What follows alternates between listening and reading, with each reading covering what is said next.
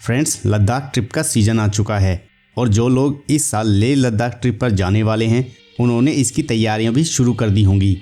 Leh Ladakh trip bikers और adventures lovers लोगों की ड्रीम डेस्टिनेशन है। तो आइए इस वीडियो में जानते हैं लेह लद्दाख ट्रिप प्लान कैसे करें, परमिट कैसे बनवाएं, लेह लद्दाख कैसे पहुंच सकते हैं, सबसे बेस्ट टाइम क्या है इस ट्रिप के लिए, कहां कहां विजिट कर सकते हैं, कितने दिनों का ट्रिप प्लान करना चाहिए और ट्रिप के दौरान कहां कहां ठहर सकते हैं। इन सभी प्रकार के सवालों के जवाब आपको हम इस वीडियो में देने वाले हैं। तो अगर आप भी इस season Leh Ladakh trip plan कर रहे हैं तो पूरा वीडियो ज़रूर देखिएगा, क्योंकि इस वीडियो में लेह लद्दाख ट्रिप को लेकर आपको सभी जानकारियाँ मिल जाएंगी। तो वीडियो शुरू करने से पहले सब्सक्राइब कीजिए ट्रेवल ट्रैकर यूट्यूब चैनल को और नोटिफिकेशन का बेल आइकन का बटन भी दबाएं। दोस्तों, लेह लद्दाख एक बेहद खूबसूरत टूरिस्ट स्पॉट और लोगों की ड्रीम डेस्टिनेशन है जिसे वो अपनी बाइक या कार से पूरा करने की इच्छा रखते हैं।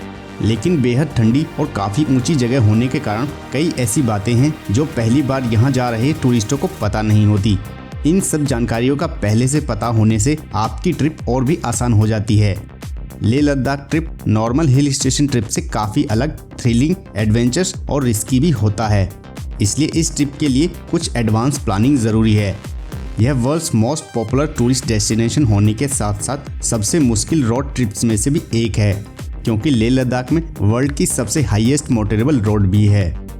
दोस्तों, लेह लद्दाख ट्रिप का सफ़र मंजिल से भी ज़्यादा खूबसूरत होता है और ये सफ़र एडवेंचर से भरपूर और बेहद एंजॉय करने वाला भी होता है, क्योंकि इस सफ़र में हमें अलग अलग कलर्स के पथरीले और बर्फ से ढके पहाड़, कोल्ड डेजर्ट माउंटेन्स, खूबसूरत लेक्स, पुराने बौद्ध मठ, ब्यूटीफुल सीन्स लोकेशंस और कुदरत के ना जाने कौन कौन से रूप देखने को मिलते हैं। तो दोस्तों, इस वीडियो में हम आपको लद्दाख ट्रिप से जुड़ी कुछ ऐसी ज़रूरी बातें बता रहे हैं जिन्हें टूरिस्टों को ट्रिप पर जाने से पहले जानना बहुत ज़रूरी है। तो आइए सबसे पहले बात करते हैं लेह लद्दाख ट्रिप करने के सबसे अच्छे समय के बारे में। दोस्तों, लेह लद्दाख जाने के लिए केवल 5 से 6 महीनों का ही टाइम पीरियड होता है और ये 5 से 6 महीने होते हैं आपके मिड मई से लेकर अक्टूबर तक, क्योंकि अक्टूबर से लेकर मार्च अप्रैल तक हाई एल्टीट्यूड होने के कारण वह हैवी स्नोफॉल के चलते लेह लद्दाख का मार्ग बंद रहता है। फिर मई लास्ट वीक या जून के फर्स्ट वीक में दोबारा खुलता है। अक्सर अप्रैल मई से ही लोग यहां आना शुरू कर देते हैं, इसलिए लेह लद्दाख जाने के लिए सबसे अच्छा सीज़न मई और जून है। वहीं अगर अगस्त या सितंबर में जाते हैं तो मानसून का मौसम होने के कारण बारिश और लैंडस्लाइड से काफ़ी दिक्कतों का सामना करना पड़ता है। अब जानते हैं हमें लेह लद्दाख कैसे और किस रूट से पहुंचना है। तो लेह लद्दाख रूट के लिए हम बेस या रेफरेंस पॉइंट दिल्ली मान लेते हैं और दिल्ली से 2 रूट हैं लेह लद्दाख पहुंचने के। पहला कश्मीर से होकर जाता है और दूसरा मनाली हिमाचल होते हुए निकलता है। पहले रूट की बात करें तो इसमें आप दिल्ली से जम्मू, श्रीनगर, कारगिल की तरफ से लेह लद्दाख जा सकते हैं और उसी रास्ते से वापस आ सकते हैं। इसमें श्रीनगर से लेह की दूरी लगभग 420 किलोमीटर है। वहीं दूसरे रूट में आप दिल्ली से मनाली, केलोंग, जिस्पा होते हुए लेह लद्दाख जा सकते हैं और उसी रास्ते से वापस भी आ सकते हैं। इसमें मनाली से लेह की दूरी लगभग 430 किलोमीटर है, लेकिन ये रूट केवल मई एंड या जून फर्स्ट वीक में ही खुलता है। इसके अलावा आप सर्किट रूट के रूप में दिल्ली से जम्मू, श्रीनगर, कारगिल होते हुए ले जा सकते हैं और मनाली होते हुए वापस आ सकते हैं, या फिर मनाली वाले रूट से जाकर जम्मू श्रीनगर वाले रूट से वापस आ सकते हैं। यहाँ कश्मीर वाले रूट में 3 से 4 दिन पहुँचने में लगते हैं और हिमाचल वाले रूट में 2 से 3 दिन लगते हैं। लेकिन अगर आप फर्स्ट टाइम जा रहे हैं तो सजेशन यही है कि जाएं किसी भी रूट से, लेकिन इस ट्रिप को आराम से और रेस्ट लेकर पूरा करें। दोस्तों, लेह लद्दाख ट्रिप के दौरान आप बीच बीच में स्टे करते हुए जा सकते हैं, फिर या तो अपने खुद का टेंट लगाकर या होम स्टे या होटल्स में रूम्स लेकर। अगर कैंप्स लगाते हैं तो यहाँ कैंप आपको 1500 रुपये से लेकर 2000 रुपये में मिल जाएंगे और एक कैंप में 2 से 3 लोग रह सकते हैं। लेह पहुँचने के बाद यहाँ के लोकल प्लेसेस को विजिट करने के लिए आप यहाँ 2 दिन का स्टे कर सकते हैं। लेह में काफ़ी होटल्स और गेस्ट हाउस हैं। यहाँ 800 से लेकर 2500-3000 हज़ार रुपये की रेंज में होटल्स रूम्स मिल जाएंगे। दोस्तों, अगर बात करें लेह लद्दाख पहुँचने की तो ट्रेन को छोड़कर अपनी bike, car, private taxi, flight या रोडवेज की बस द्वारा लेह लद्दाख पहुंचा जा सकता है। लेकिन ज़्यादातर लेह लद्दाख पर जाने वाले टूरिस्ट बाइक या कार से ही इस ट्रिप को पूरा करते हैं। बात करें बाइक से ट्रिप प्लान करने की तो आप कोई भी ट्यूबलेस टायर वाली बाइक लेकर जा सकते हैं। बस आपकी बाइक बिल्कुल मेंटेन और फुल सर्विसिंग होनी चाहिए। अगर आप खुद की बाइक या रेंट पर बाइक लेकर जाते हैं तो पूरे लद्दाख में कहीं भी घूम सकते हैं। वैसे यहाँ मोस्टली बाइकर्स इस ट्रिप को royal Enfield bullet, Himalayan bullet, KTM Duke या इनके जैसी अन्य बाइक्स पर पूरा करते हैं।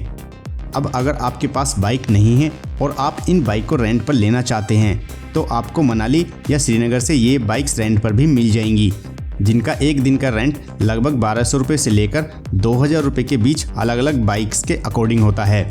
रेंट पर लेकर इस ट्रिप को आप इन मोस्ट कंफर्टेबल बाइक से पूरा कर सकते हैं। दोस्तों, यहाँ बाइकर्स को अपनी सेफ्टी के लिए कुछ बेसिक पॉइंट्स जरूर नोट कर लेने चाहिए, जैसे ट्रिप पर जाते वक्त helmet, riding jacket, riding shoes, waterproof bag, gloves, elbow और नी गार्ड जरूर लेकर जाएं। साथ ही पूरी बाइक टूल किट जिसमें पंक्चर रिपेयर किट, बाइक की दूसरी चाबी, बाइक के ज़रूरी फ्यूज़, चेन लुब्रिकेंट, क्लच व एक्सीलेटर वायर व अपने और बाइक के ज़रूरी डॉक्यूमेंट्स साथ रखें। इन सब के अलावा कपड़ों में इनर या थर्मल वियर, रेनकोट, ज़रूरी दवाइयाँ व फर्स्ट एड किट, सामान को बाइक से बांधने के लिए बंजी कॉर्ड्स व ready to eat food items को ज़रूर साथ लेकर चलें। दोस्तों, लेह लद्दाख ट्रिप के दौरान पेट्रोल पंप बहुत ही कम मिलेंगे और जो मिलेंगे वो काफ़ी दूर मिलेंगे, इसलिए इस समस्या से बचने के लिए अपने साथ जेरी कैन जरूर साथ रखें तथा लद्दाख में सिर्फ पोस्टपेड सिम ही काम करता है, इसलिए अपने पास एक पोस्टपेड सिम और पावर बैंक जरूर साथ रखें। और एक बात, वहाँ सभी जगहों पर इंटरनेट काम नहीं करता है, इसलिए इस ट्रिप के दौरान यहाँ पर आप अपने स्मार्टफोन या लैपटॉप पर अधिक भरोसा ना करें और जो भी ज़रूरी चीज़ें हैं उनका प्रिंट आउट साथ लेकर चलें, जैसे ऑफलाइन मैप, अपने ID cards, travel plan, hotel booking papers, tickets और ज़रूरी मोबाइल नंबर्स। अब बात करते हैं अपनी कार से लेह ट्रिप प्लान करने की। तो यदि पहाड़ों पर आपका ड्राइविंग एक्सपीरियंस अच्छा है और अपनी खुद की कार से ट्रिप करना चाहते हैं तो ऑफ रोड्स और पथरीले पहाड़ी रास्तों के लिए अच्छी ग्राउंड क्लियरेंस वाली कार, SUVs या 4x4 कार को ही प्रीफर करें। बाकी कम ग्राउंड क्लियरेंस वाली कारों से थोड़ी परेशानी झेलनी पड़ सकती है, क्योंकि वहाँ पर रास्तों में बड़े बड़े पत्थरों को भी पार करना पड़ता है। दोस्तों, अब बात करते हैं लेह लद्दाख ट्रिप के दौरान पड़ने वाले टूरिस्ट प्लेसेस की। वैसे तो दोनों रूट्स में से आप किसी भी रूट से आते हैं तो लेह तक आते आते आप रूट पर पड़ने वाले बहुत से टूरिस्ट प्लेसेस को पहले ही विजिट करते हुए आते हैं, लेकिन फिर भी जानते हैं लेह ट्रिप के दौरान आप किन किन टूरिस्ट प्लेसेस पर विजिट कर सकते हैं। Number 1, hall of fame. Hall of fame में कारगिल युद्ध के दौरान भारतीय सेनाओं की चीज़ें, युद्ध के दौरान उपयोग में लाए जाने वाले हथियारों को काफ़ी अच्छी तरीके से रखा गया है। यहाँ आप भारतीय सेना के साहस का एक्सपीरियंस कर सकते हैं। मोस्टली सभी टूरिस्ट लेह आने के बाद हॉल ऑफ फेम ज़रूर आते हैं। नंबर 2, शांति स्तूप। शांति स्तूप लेह लद्दाख का एक बेहद प्रसिद्ध बौद्ध स्तूप है। यह शांति स्तूप लद्दाख में स्थित लेह जिले से 5 किलोमीटर की दूरी पर है और इसे विश्व का सबसे ऊंचा शांति स्तूप माना जाता है। नंबर 3, खारदुंगला पास। खारदुंगला पास लेह से लगभग 40 किलोमीटर की दूरी पर और 17,582 फीट की ऊंचाई पर स्थित है, जिसे विश्व के मोस्ट हाईएस्ट मोटरेबल रोड का दर्जा भी मिल चुका है, लेकिन यह खिताब अब उमलिंगला के पास है। खारदुंगला पास लद्दाख के सबसे ऊंचे स्थान पर स्थित होने की वजह से यहाँ ऑक्सीजन की मात्रा कम ही रहती है, जिसकी वजह से यहाँ जाने पर एल्टीट्यूड सिकनेस होने की संभावना बढ़ जाती है। इसलिए अगर आप यहाँ जा रहे हैं तो एल्टीट्यूड सिकनेस से बचने के लिए मेडिसिन वगैरह अपने साथ लेकर ज़रूर जाएं। Number 4, Pangong lake. यह लेक अपने कलर बदलने के लिए फेमस है। लेह लद्दाख की एक बेहद खूबसूरत झील होने के साथ साथ यह कई फिल्मों की शूटिंग का हॉटस्पॉट होने की वजह से भी काफ़ी फेमस है। Number 5, district monastery. यह मोनेस्ट्री लद्दाख के नुब्रा वैली में स्थित डिस्ट्रिक्ट गांव के ऊपर पहाड़ों पर स्थित है। इसमें बुद्ध की 106 फीट ऊंची मूर्ति स्थापित है। Number 6, Nubra valley. इस घाटी को लद्दाख का बगीचा भी कहा जाता है। एक ऐसी जगह जहां रेगिस्तान, पहाड़, नदियां, ग्लेशियर्स सब एक साथ दिख जाएंगे। यहां आप डबल हम्प वाले ऊंट की सवारी भी कर सकते हैं। नंबर 7, सो मोरेरी झील। इस झील को पेंगोंग झील की जुड़वा झील भी कहा जाता है। इस झील की समुद्र तल से ऊंचाई 14,836 फीट है, जिसकी वजह से यहाँ भी ऑक्सीजन की मात्रा कम होती है और यही कारण है कि यहाँ पर पर्यटकों की ज़्यादा भीड़ नहीं होती है। नंबर 8, कारगिल। कारगिल न केवल भारत और पाकिस्तान के बीच युद्ध के लिए जाना जाता है, बल्कि यह एक प्रसिद्ध पर्यटन स्थल भी है।